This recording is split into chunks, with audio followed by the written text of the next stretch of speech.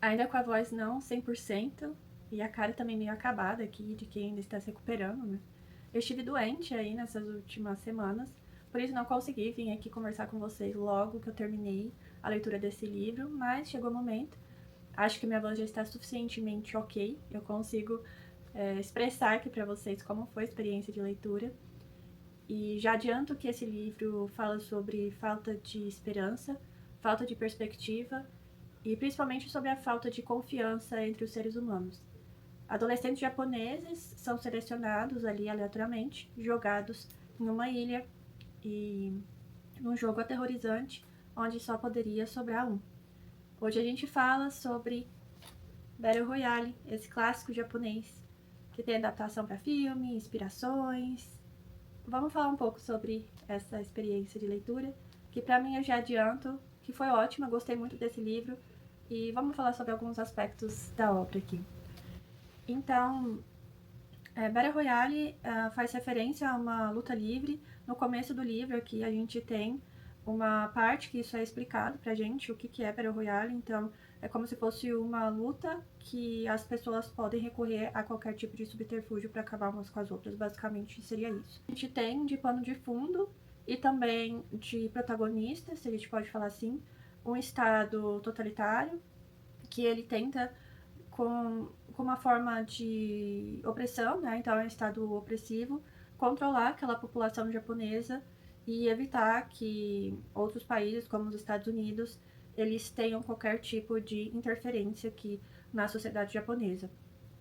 O autor, ele nos apresenta vários personagens, eu vou deixar aqui na tela para vocês tanto a foto da lista, né, dos nomes desses personagens, desses adolescentes, e também a foto da ilha, né, onde eles são colocados para poder ilustrar um pouco sobre a história para vocês, né, e ter um pouco mais de ilustração, de imaginação de como que se passa essa história e também quantos alunos são e quem são, quais os nomes, né, porque eu não vou ficar citando os nomes aqui a todo momento.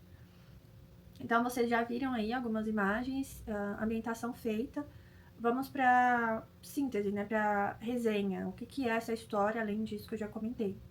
Então a gente começa a leitura vendo um grupo de estudantes da mesma sala indo, em teoria, né, para eles pensavam que esse seria uma excursão.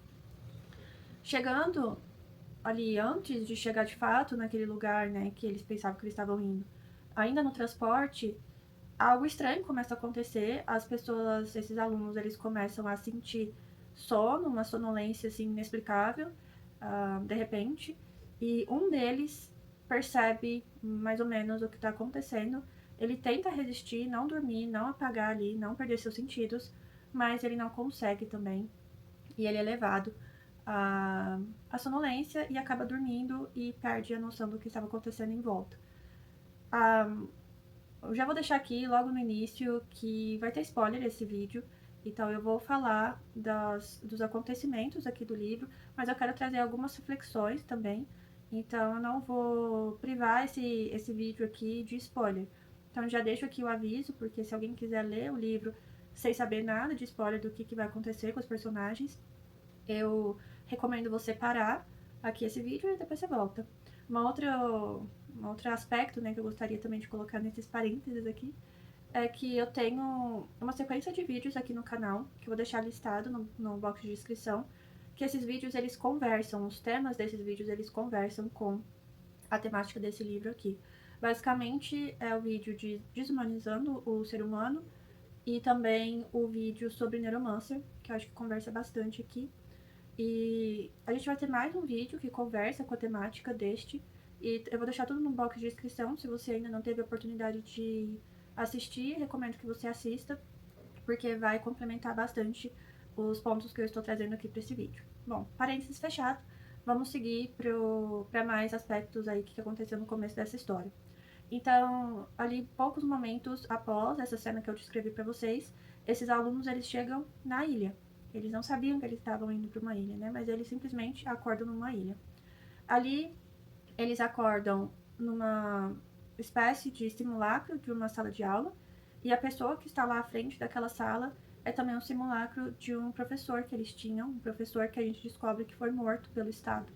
Então, as pessoas que estavam no poder ali no Japão naquele momento assassinaram esse professor porque ele se mostrou preocupado, ele se mostrou ativamente revoltado contra esses representantes ali do governo levarem os seus alunos para esse experimento que as pessoas sabiam. Não era como se as pessoas não soubessem que existisse esse experimento de levar alunos até essa ilha até que sobrasse só um. Eles tinham que se matar até que sobrasse só um. Se você tá pensando, nossa, mas esse plot não é de Jogos Vorazes, e aí que mora um aspecto muito curioso. Que se você ler esse livro aqui, que obviamente veio antes de Jogos Vorazes, é um clássico japonês bem antigo, né? Não foi lançado agora. E quando você olha os aspectos da história de Jogos Vorazes e deste livro aqui, você consegue enxergar várias similaridades. Não só esse plot central, né, que eu acabei de descrever, mas detalhes como o horário, que é relatado quais os estudantes que morreram, né, quais os que foram assassinados. E você tem vários detalhes que coincidem entre as histórias. O final de Jogos Vorazes e de Battle Royale eu acho que difere muito. Como eu falei pra vocês, este livro aqui, Battle Royale, ele não é um livro que vai te trazer esperança sobre o ser humano de forma alguma. Mesmo o final, que eu vou comentar um pouco mais pra frente os detalhes sobre o final, mas nem o final me trouxe um conforto de que você, olha, confia nas pessoas e tudo vai ficar bem. Não me trouxe essa mensagem, essa ideia de forma alguma.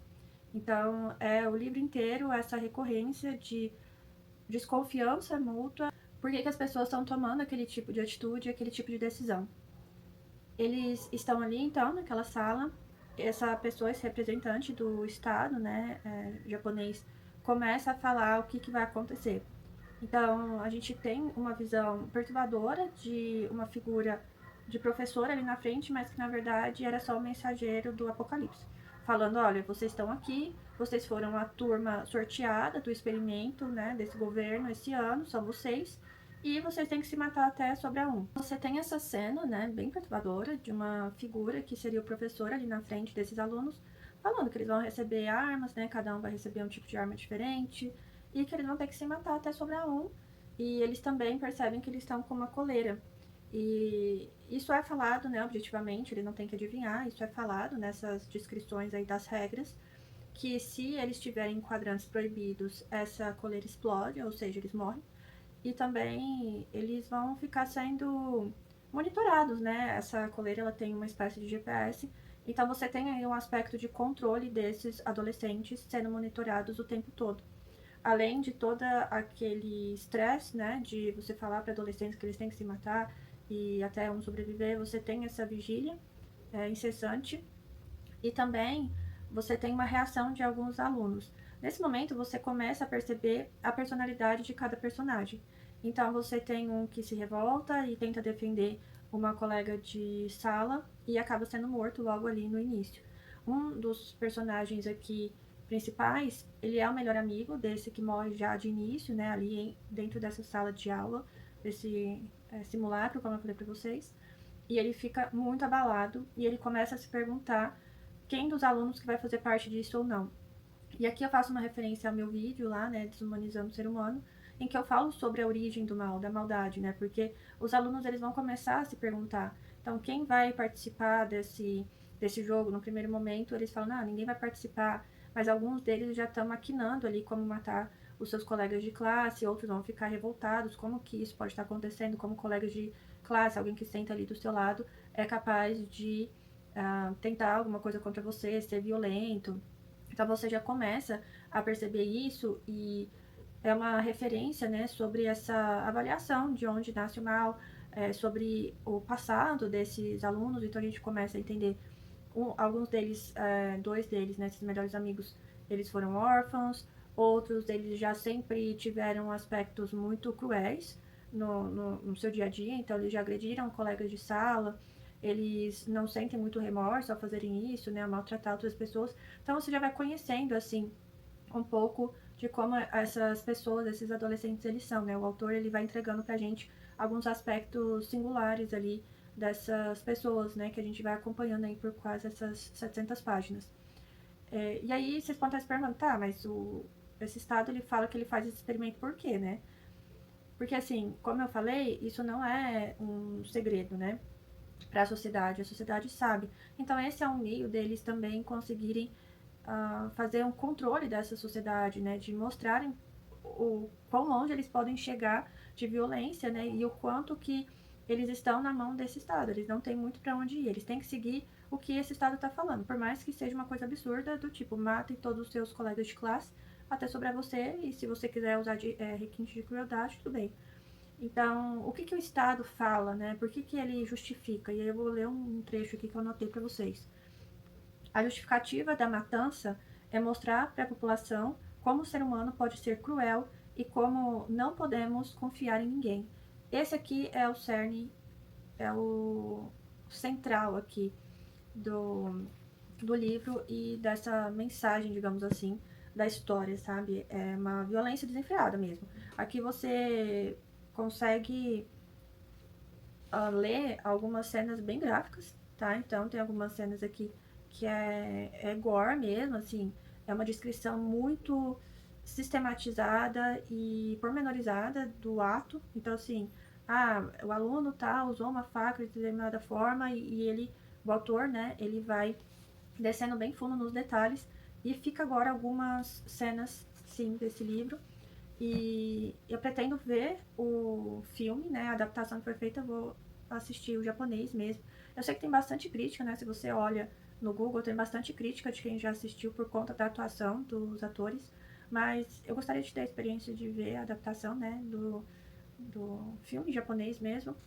Logo no começo desse livro, a gente tem um trecho do George Orwell. E aí aqui a gente faz uma referência ao Estado, né? Indo mais para essa parte aqui do Estado totalitário, a gente tem o George Orwell falando o seguinte: durante aquelas últimas semanas, todas que passei lá, havia no ar um sentimento perverso singular, uma atmosfera de suspeita, medo, incerteza e ódio velado. Parecia que passávamos o tempo inteiro sussurrando pelos cantos em cafés, nos perguntando se a pessoa na mesa ao lado era um espião da polícia. Não sei se consigo expressar quanto aquela ação me tocou. Parece algo pequeno, mas não era. Deve-se compreender qual era o sentimento da época, a atmosfera horrível de suspeita e ódio. E esse aqui são esses aspectos o tempo todo nesse livro. E aí aqui tem, né, que esse é um trecho do Orwell lutando na Espanha, em homenagem à Catalunha, recordando a Guerra Civil e outros escritos, e aqui o nome da tradutora e tal. E também uma outra coisa que eu queria comentar, né, que eu vi aqui agora no comecinho do livro e lembrei que eu queria comentar com vocês, é a dedicatória, né, que o Koushun Takami, que é o autor desse livro, e assim, ele é o autor desse livro e só, ele só escreveu esse livro. E foi um sucesso estrondoso. Ele fala assim: dedico este livro a todas as pessoas que amo, embora duvide que elas me agradeçam por isso. E aqui eu fiz algumas marcações, uma delas também faz referência a essa parte do governo, e é o seguinte: apesar de grande êxito e do alto padrão de vida, mesmo quando se enfrentam pequenos problemas, não estamos dispostos a derrubar o governo. Devemos sacrificar algumas coisas, não? Shogo olhou de novo para Shuya e lhe ofereceu um sorriso sarcástico, depois prosseguiu. E este maravilhoso jogo é um desses pequenos problemas. Dessas algumas coisas. É lógico que os participantes e suas famílias talvez sofram bastante, mas infelizmente eles são minoria. Mesmo as famílias acabam desistindo. Com o tempo, as pessoas esquecem. Foi quando Noriko interrompeu. Não acho que seja assim, ela declarou. Shuya e Shogo olharam para ela. Talvez por estar exausta, Noriko abraçava os joelhos curvada, mas mesmo assim ela olhou para ambos e afirmou: eu ignorava tudo isso. É a primeira vez que ouço essas coisas. Mas se tudo o que você acabou de dizer fosse verdade, e se todos estivessem realmente informados, com certeza não se calariam. É porque ninguém foi informado sobre nada disso que acabaram numa situação semelhante. Eu me recuso a acreditar que sejamos tão ruins. Não digo que sejamos especialmente nobres, mas acho que somos tão capazes de pensar de forma racional quanto qualquer pessoa neste planeta. Aqui eles conversam e eu diria que eles são os protagonistas aqui desse livro, a Noriko, o Shu e a Shogo. Eles conversam sobre o porquê da sociedade não se rebelar de forma mais contundente e tentar derrubar esse governo que faz esse tipo de coisa. E eles têm ali uma divergência de opinião, de perspectiva. A da Noriko é um pouco mais positiva, no sentido de que ela acha que as pessoas elas só são ignorantes, elas não sabem realmente o que acontece. E de um outro lado, você tem os meninos falando, não, é deliberado, as pessoas elas só deixam pra lá. E aqui eles até dão um exemplo, né, que é se a turma escolhida, sorteada ali para aquele ano, ela não é um parente seu, né, você que faz parte da sociedade, você pode até ficar um pouco aterrorizado no primeiro momento, quando você descobre, né, porque eles falam, eles noticiam isso para as pessoas, falando, olha, a escola tal, a turma tal foi escolhida para este ano, então as pessoas ficam sabendo, mas algumas delas elas têm até um choque inicial, mas isso passa, elas esquecem rapidamente que foi o que, né, tem aqui nesse trecho que eu acabei de ler para vocês. Então, isso tem alguns desdobramentos na percepção deles, assim, as pessoas elas são ignorantes e por isso elas não agem, ou elas só tocam a vida e é isso, elas sabem muito bem o que acontece, elas só escolhem, é uma escolha voluntária, uma escolha deliberada não agir. Então eles acabam refletindo e conversando sobre isso.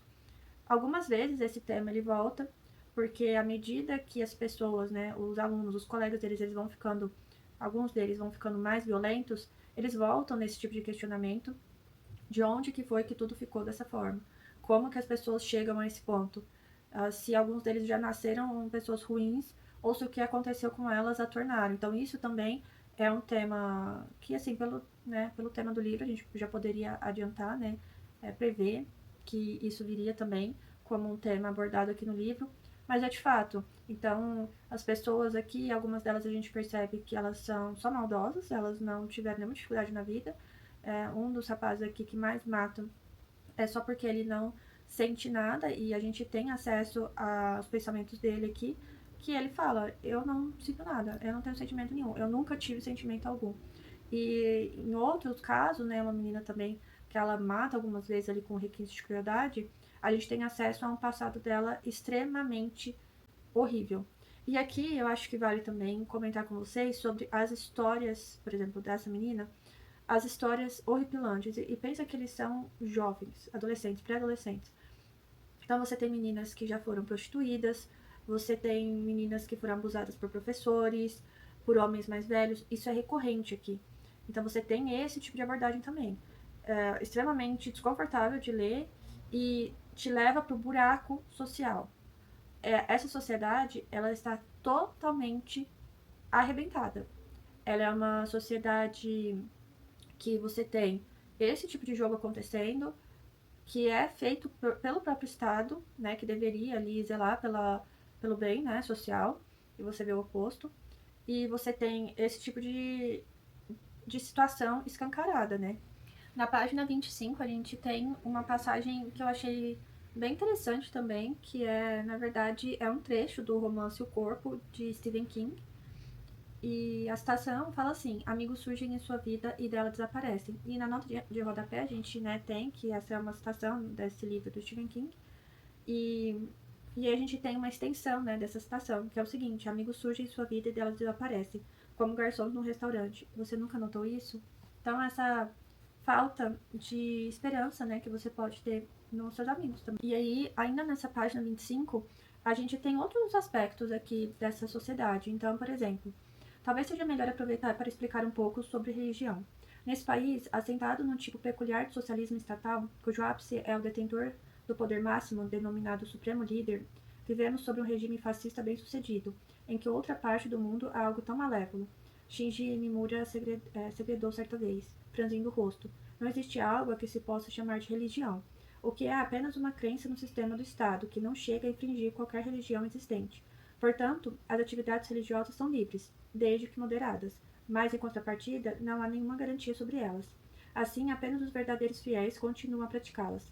O próprio Shuya nunca teve orientação religiosa, mas pelo menos fora graças à religião que pudera crescer normalmente e sem privações. Acreditava que devia ser grato por isso.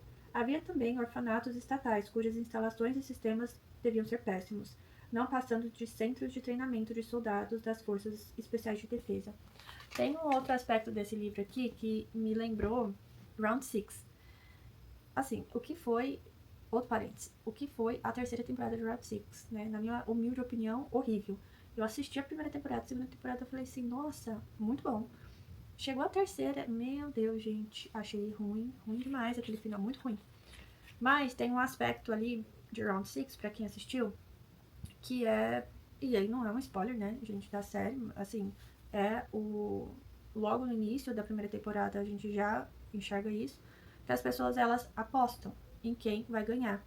E você tem esse aspecto aqui nesse livro.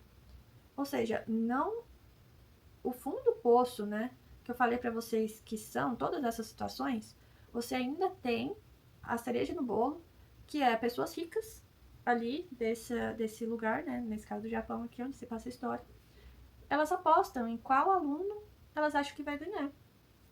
E tem algumas coisas que acontecem aqui na história que levam a crer que eles tentam empurrar, né, que o aluno que eles estão ali preferido para ganhar, que eles acham que vão ganhar esse jogo macabro, que realmente ganhe, né? Porque eles fazem as regras, né? Então você tem ali um estado que faz isso, pessoas poderosas de financeiramente, né, com dinheiro, ali também meio que mescladas nesse estado, que a gente não sabe muito bem também quem é, meio 1984, que você tem um grande irmão, mas você não sabe se existe realmente essa figura, né, que representa o estado, esse, né, que detém, uma pessoa que detém mais poder de fato, ou se é só uma construção de uma forma que você, tendo essa figura muito forte, você consegue pressionar mais a população para ficar com medo, né? Se elas conseguem imaginar uma figura meio que suprema, assim, dentro daquele estado. Então você tem um pouco dessa concepção também de 1984 aqui. Você não sabe se realmente você tem essa figura que personifica esse estado todo ou não. Isso é meio velado. Mas você sabe que tem pessoas com muito dinheiro que aparentemente estão inseridas nesse governo que apostam. Então elas ganham dinheiro com esses jogos e camuflam isso como uma medida necessária para conter ali os ânimos sociais. No final, a gente tem alguns alunos que se ajudam. Um deles, também fazendo referência a Round Six, ele ele não é um novato aqui, ele é uma pessoa que já participou do jogo anterior. Coincidentemente, a turma dele foi, de novo, escolhida para participar desse jogo. Tem algumas pontas, assim, que pra mim eu achei meio forçado, né? Então, por exemplo, parece que ele tá correndo atrás do jogo, ele quer participar, porque, assim, por que ele mudou de escola, sabendo que se ele ficasse na mesma escola que ele já tava, né, que ele já tinha sido sorteado, a chance de cair lá de novo era muito menor, ele decide mudar. Assim, achei um pouco estranho essa construção aqui, mas é apenas um detalhe, uma opinião aqui, uma percepção dessa parte da história. E eles se ajudam, então você tem essa ajuda em mútua, e no final eles conseguem fugir, mas acaba que essa pessoa ajudou seus colegas ali a fugirem, ele é morto, então pra mim isso é um exemplo claro da falta de esperança. Então você tem essa matança no final também desenfreada, como não bastasse o livro inteiro, mas as pessoas elas não conseguem viver livremente, sem medo, confiando umas nas outras. Então você tem duas pessoas que sobrevivem, mas elas vão passar a vida inteira sem confiar em ninguém, a não ser nelas mesmas. Então essa fica a mensagem mais pessimista de final na minha percepção. Bom, se você não leu, gosta desse tipo de livro, fica a minha recomendação. Espero que agregue também aos meus comentários, né, minhas percepções que eu compartilhei aqui com vocês. E, de novo, faço referência aos vídeos aqui no box de descrição. E a gente se vê em breve no próximo vídeo. Muito obrigada por ter assistido até aqui.